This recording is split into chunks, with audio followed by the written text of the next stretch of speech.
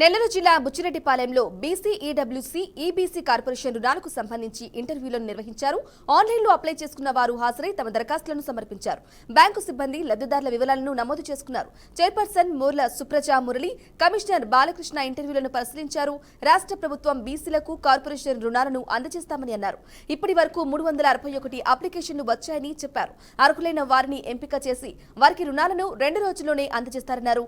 కేవలం 52 యూనిట్ల రుణాలు మాత్రమే అర్హులైన వారికి అందుతాయన్నారు.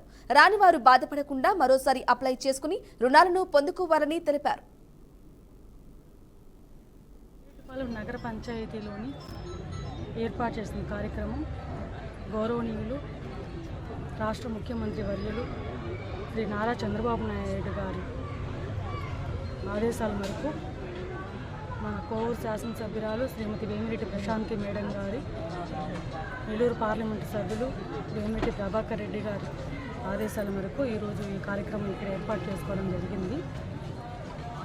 బీసీ కార్పొరేషన్ రుణాలు ఇంటర్వ్యూ కార్యక్రమానికి విచ్చేసినటువంటి కమిషనర్ గారికి, పొదుపు మహిళలకు, బ్యాంక్ అధికారులకు, ఇక్కడికి విచ్చేసినటువంటి ప్రజలందరికీ కూడా నా హృదయపూర్వక నమస్కారాలు. ఇక్కడ ప్రస్తుతానికి ఇప్పుడు 361 అప్లికేషన్ రావడం జరిగింది. అప్లికేషన్స్ అన్నీ బ్యాంకు వాళ్ళు తీసుకొని వాళ్ళు అక్కడ అన్ని అర్హులై ఉన్న ప్రతి ఒక్కరికి వాళ్ళు 1-2 రోజుల్లో వాళ్ళకి రుణాలు ఇవ్వడం జరుగుతుంది. రాని వాళ్ళు ఎవరు కూడా బాధపడద్దు. ఇటువంటి అవకాశాలు వస్తూనే ఉంటే నెక్స్ట్ టైం మళ్ళీ వాళ్ళు అప్లై చేసుకుంటే వాళ్ళకి రుణాలు ఇవ్వడం జరుగుతుంది. దయచేసి అందరూ అర్థం చేసుకోండి. నగర పంచాయతీకి సంబంధించి ఈరోజు గొప్ప ప్రోగ్రాం ఏర్పాటు చేశాం.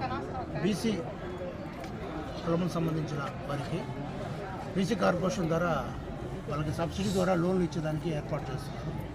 గవర్నమెంట్ వారు ఇచ్చిన ఈ అవకాశాన్ని మేము కూడా సద్వినియోగం చేసుకోవాలని తెలియపరుస్తున్నాం. రుచిలో ఉన్నటువంటి 361 అప్లికేషన్ కూడా రిసీవ్ అయి ఉన్నాయి. వాటిలో బ్యాంకు ద్వారా లింకేజ్ ద్వారా బ్యాంకర్స్ని పిలిపించి ఈరోజు ఇంటర్వ్యూలు ఏర్పాటు చేశాము.